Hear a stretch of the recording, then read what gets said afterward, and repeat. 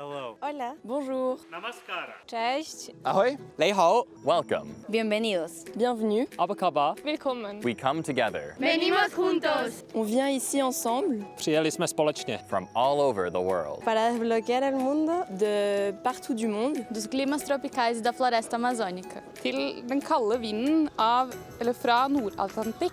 From farmlands filled with grain. 去到喺中國海上面嘅漁船。 From lands down under. من أعلى القمم إلى أسفلها. Από τόπους που κρατάνε τα μυστικά της αρχαίας σοφίας. Und Gesellschaften die jeden Tag neue Technologie entdecken. Veniamo a esplorare Přijeli jsme poznávat. Aprender sobre nosotros mismos y de otros. pour apprendre des choses sur nous et sur les autres, To unlock the future of our world. pour découvrir le futur de notre monde At the 24th, Aprender sobre nosotros mismos y de otros. au 24e World Scout Jamboree. World Scout Jamboree. World Scout Jamboree.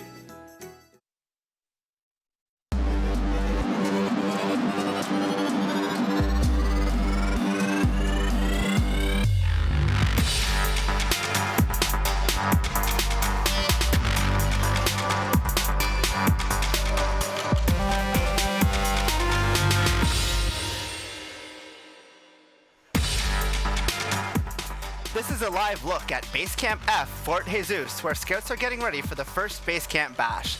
Tonight's bash will feature the Jamboree Band, a DJ, and a performance by the band Mountain Heart.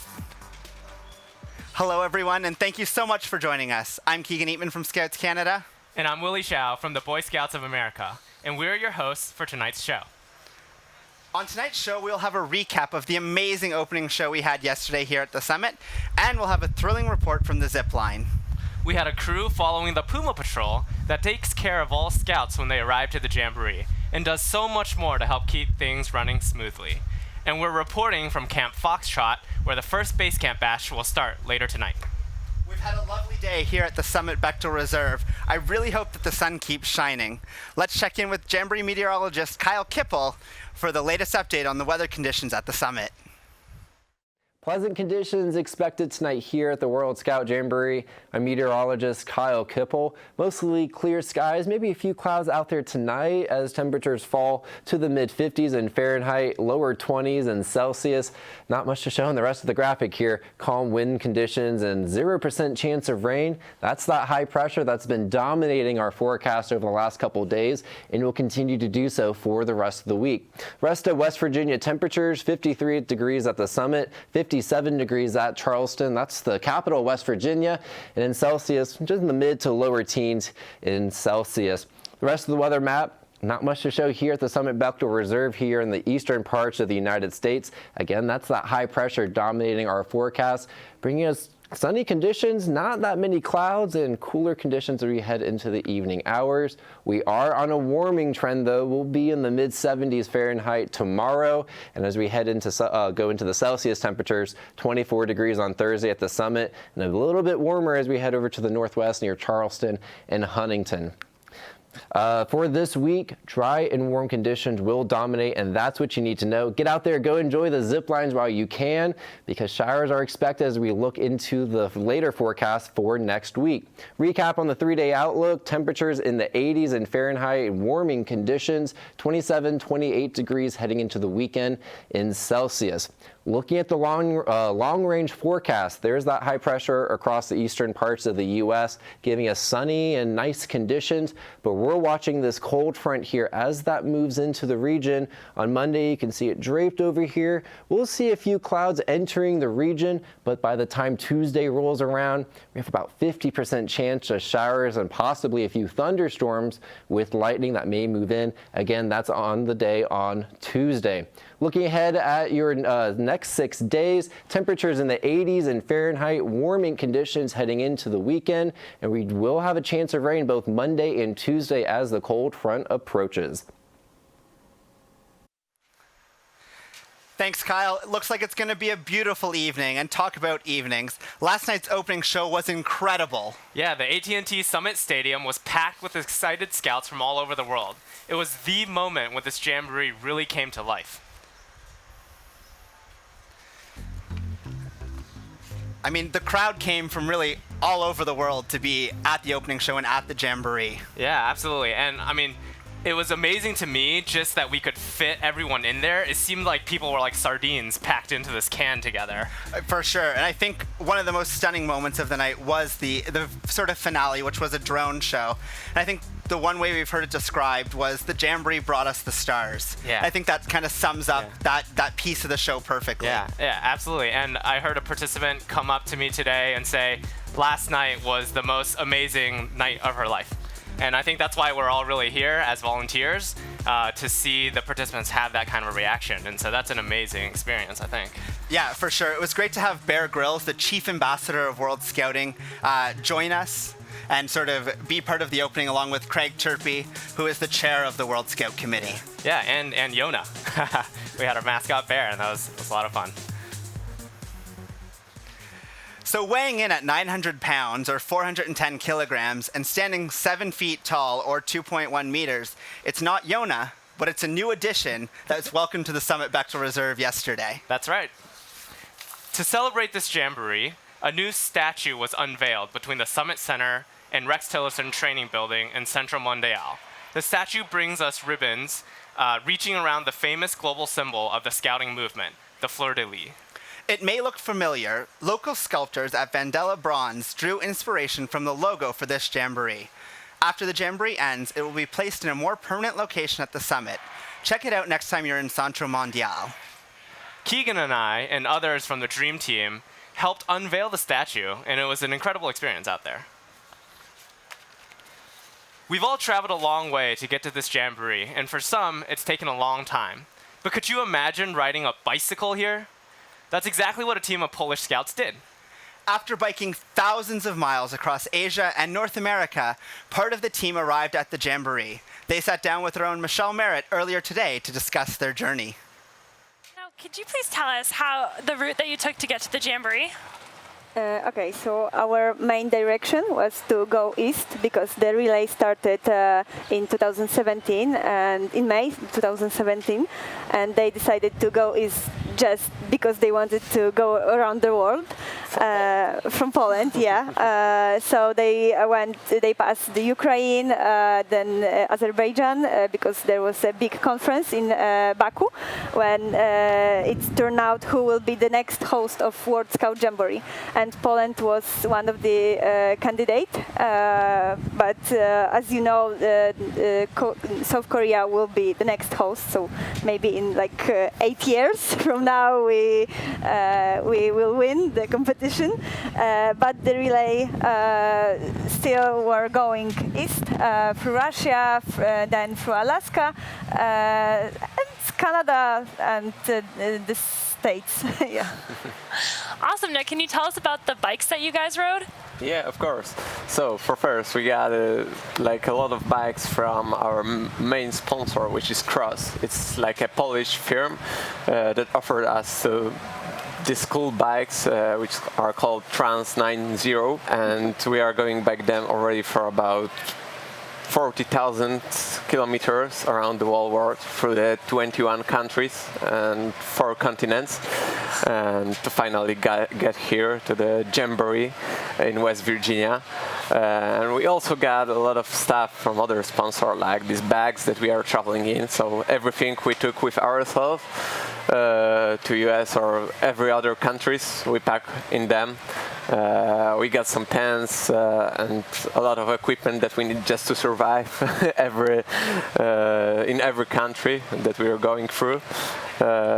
So yeah, these bikes are really good, and we enjoyed riding them. So this is a massive trip. So why are you making this trip across the globe? Okay, so there are 2 points of view. One is the general idea of this event. The relay wanted to reach the World Scout Jamboree here in West Virginia, and also promote scouting, Polish culture, Polish travelers. And as I said, we wanted to be the next host of World Scout Jamboree. But there is also reason the participants why we want to take part in the relay. And there are different. For example, I wanted to get to know other cultures. I wanted to just try myself, see how strong am I, and just take an adventure. Yeah, there really is like a big challenge that every participant have an opportunity to achieve. And we also want to promote Poland, promote scouting in Poland, promote like a healthy lifestyle and just cycling. So yeah, these are the reasons why we are doing it. Awesome. So how did you start to prepare for such a long trip? First, we just wanted to... So every one of us, I think, are traveling a lot by our bikes at our cities in Poland. So for me, it's like I'm cycling almost every day and everywhere. So I think cycling is going through my blood, and it's just like my main. I don't use even a lot of cars. Bikes are really important for me, and it was best opportunity for me to come here and ride through US. Yeah, and also behind every stage there is a lot of organization stuff, and it took a year for us to prepare, like also for where do we sleep, what will we eat, and everything like this. And because we are divided for 37 stages, and participants of each stage has to prepare everything on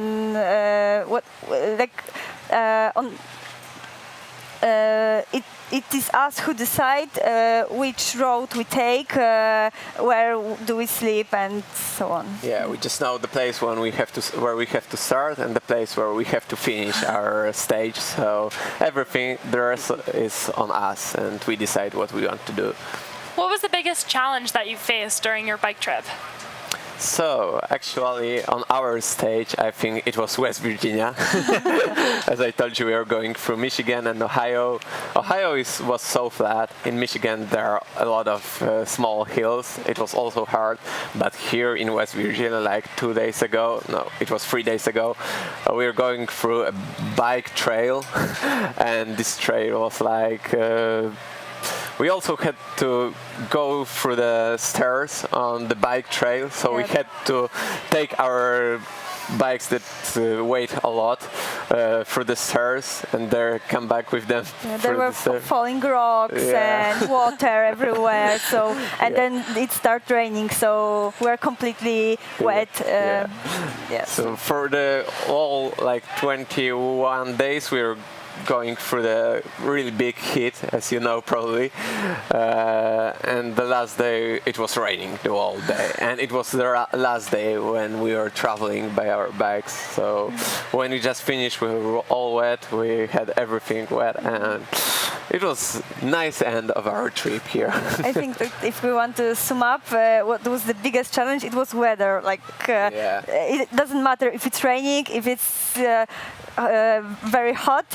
It was these difficulties we have to face. Yeah, but if it goes about the wall, really, for example, there was one stage that was going through the Baikal Lake, the deepest lake on the world, and there was just one guy in that stage, and he was traveling. Not in this one stage, but in this one there were few people, but they were going through the Baikal during the winter, so it was frozen, and for 3 days they were traveling through the frozen Baikal Lake in the really extreme temperatures. Yeah, on ice. So because it was easier to go by bike on ice than on snow that was around the lake. Yes. Awesome. This sounds like a really great trip and a really great project that you guys are all working on. Thank you so much for being here with us. Thank you so much. When scouts arriving at the Jamboree checked in at the Ruby Welcome Center, they were met by a member of our Puma Patrol. The Puma Patrol member got on their bus and rode with them to their campsite, and then helped the scouts get unloaded and set up. But as our team discovered, that was just one of their many responsibilities here at the Jamboree. My name is Spencer Sifke. I am from Knoxville, Tennessee, the great state of Tennessee. And I'm from the U.S. contingent. And I am from the great and wonderful Puma Patrol. And we're here to make sure everyone's having a hype and great time here at the 2019 World Scout Jamboree. Today, one of the best days, one of the first days we're actually working. We've done a lot of training, but today we finally get to check people in. All the participants, all the contingent leaders finally come to the Jamboree. We've been prepping for this day for like a couple of 3 or 4 days now. It's gonna be so good. We're gonna make sure they have a long drive, they'll be a little sleepy. Our job is to make sure they're having a hype and great time.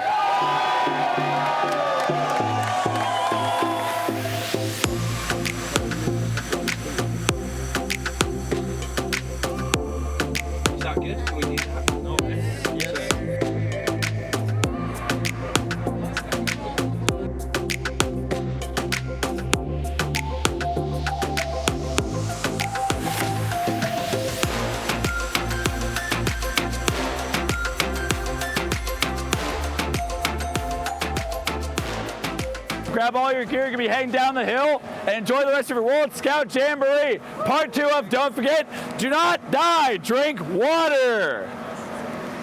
On the way out, enjoy your time. At any decent Jamboree, almost every night there's an exciting party going on somewhere here. Here we call those Base Camp Bashes. And tonight there's a bash over at Base Camp Foxtrot, also known as Fort Jesus. Our field correspondent, Luke Muller, is live from the party. What's going on up there, Luke?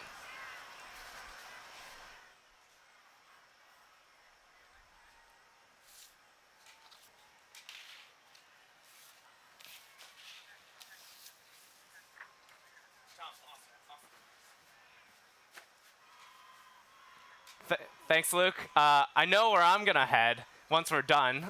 Get ready, Camp Foxtrot. Willie, I will see you there. If you like going fast with a bird's eye view, one of the zip lines here at the summit is definitely something for you. You can reach speeds of up to 50 miles per hour or 80 kilometers per hour as you soar over the summit. So I'm Dan Talmadge, and I'm a ZIP area program manager. And so I have a chance to lead the team that's working up here at the Summit sending area, where we launched to Gateway and Legacy Landing. There are 60 folks on the sending area and on the landings that provide all this support for the scouts that are going to come to the Jamboree.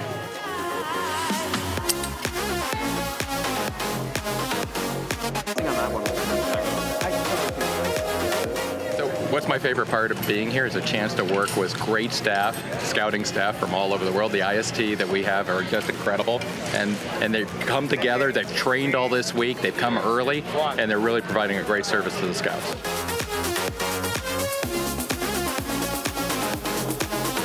As a manager, I like the chance of interacting with folks before they go on something that's really exciting. And then I enjoy when they land, the excitement that they've had. This is one of the best experiences for them. They get really hyped up about it. And when you say, hey, what do you really love about the Jamboree? They go, I love the zip line.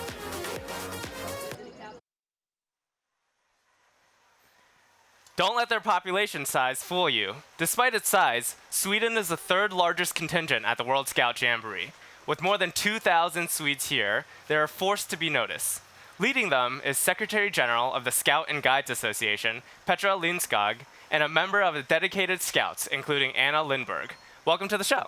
Thank you. Thank you. So, Anna, tell us, how did you get involved in scouting? You know, I got involved in scouting for 10 years ago, and it was because I've tried all the sports that you normally try as a kid, but I felt like this isn't for me, and then I tried scouting, and I felt just like home.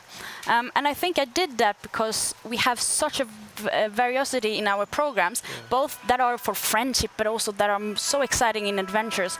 And that feeling that I felt the day for 10 years ago, I still feel every single day when I go to the Scouts. Wow, that's awesome. And Petra, we've heard that scouting has been growing quickly in Sweden. Why do you think that is? I think it's due to we focus on recruitment, we focus on retention, and we have made it much easier to become a scout. For example, now we are wearing these scout shirts, but you can really join us and you can wear whatever you want to. And also we have boys and girls together.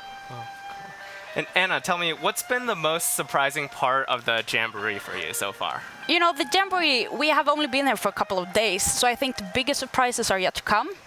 But the thing that I find most interesting is to hear all the stories from all the different people at this Jamboree. Mostly also because I know that the Swedish contingent participants have been on the pre-journey. So the Jamboree is just a part of the American trip. And that's really exciting to hear about their stories, what they have done, what they have learned, how they have started to unlock a new world for few weeks ago, and that's so exciting to hear about. That's exciting. And where did you go for the pre-journey? You know, we had 3 different tracks that you can go: Philadelphia, Boston, and New York and Chicago. And it's so nice to hear. So they have been meeting locals, they have learned about America, and you know, they have been together in a group of people that they didn't know before they came here. And they had their time of their life, and that's so exciting for them and for me too. That's awesome. Petra, Sweden has one of the largest contingents. What do you think makes Swedish Scouts so interested in a World Jamboree? I think it's various things that makes it interested. We organized our own World Scout or the World Scout Jamboree in 2011, and that arose enormous interest. And I think we just enjoy it. It's so fun to come together. Yeah, and I know we have a lot of Swedes on the planning team too, and so it's amazing seeing them work. Anna, the theme of the Jamboree is Unlock a New World. Yeah. What experiences here do you think help Scouts unlock a new world? Well, as I told you previously, the Swedish contingent have been meeting locals, and I think that's the key part in unlocking a new world, to get a greater understanding for, you know, the things that we don't know, and also meeting people from all different countries, and to become a member, a citizen of the world instead of a Swede or whatever other nationality you may have. So I think that's the key part: learning, understanding, developing, and you know, just be a nice friend towards people from other cultures. That's right. And Petra, same question to you. What do you think will help Scouts unlock a new world? I think it's you meet over 140 nations here. You sleep side by side. You cook together, and I think you meet challenges together. And I think this makes you understand that we are not all that different. It doesn't matter where you live, and I think that's the best way to unlock a new world and to make it easy, because now you will not only care about your own environment or your own country, you will have a global responsibility, and that's fantastic, I think. Well, Petra and Anna, thank you guys so much for being on the show tonight. Thank you very much. Nice to be here. We loved watching the opening ceremony from the crowd yesterday, and for you at home, the earlier footage shows just how epic it was. I personally still can't get over the drone display. Definitely one of the best Jamboree shows I've ever seen. From the looks of social media, your troops seem to have had just as good a time as we did. So many of you tweeted, posted, and snapped last night, and we love seeing all of your amazing flags, neckers, decorations, and walks to the Jamboree. We've also been seeing a lot more social media content from your sub camps, lives, and exploring the programs. Now we're all here and you're all getting out and having what it looks like such awesome adventures. It's great seeing so many of you making new friends, getting into swapping, and enjoying the program areas. I've personally loved seeing so many people engaged with our World Point and Sustainability Treehouse areas, and I've heard that many went to speak with the International Space Station today too. So many of those who have been to space were Scouts. You never know, we could have a future astronaut in our midst here at the summit. Also remember to keep hashtagging your posts with Scout Jamboree and even Flat BP if you're taking him along with you on your adventures. Willie, I, and the team here at New World Live love seeing your posts, and you never know, you may be featured on our next show. Before we head out for the evening, let's check in with our Jamboree meteorologist, Kyle Kipple, to see what the weather will be like as you head out to explore the Jamboree tomorrow. Pleasant and cool conditions expected for the rest of your overnight. I'm meteorologist Kyle Kipple. Temperatures in the mid to lower 50s Fahrenheit, lower 20s in Celsius, and 0% chance of rain. We'll only have a few clouds out there going through the rest of the overnight. The rest of this week, dry and warm. Take advantage of all the outdoor activities while you can. And while you do it, make sure that water bottle is filled all the time with water. Temperatures will be warming into the lower 80s by this weekend Fahrenheit. That's going to be around 27 to 28 degrees Celsius. And overnight lows around the mid to lower teens in Celsius. The week ahead, you'll see the temperatures warming up through the weekend, but look at that. Toward the end of the beginning of next week, we also have a chance of showers and thunderstorms.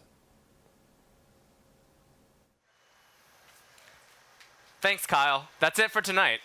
Don't forget to watch us tomorrow, New World Live Morning Edition at 10 a.m. The perfect way to start your day at the Jamboree. Goodbye, au revoir, and adios.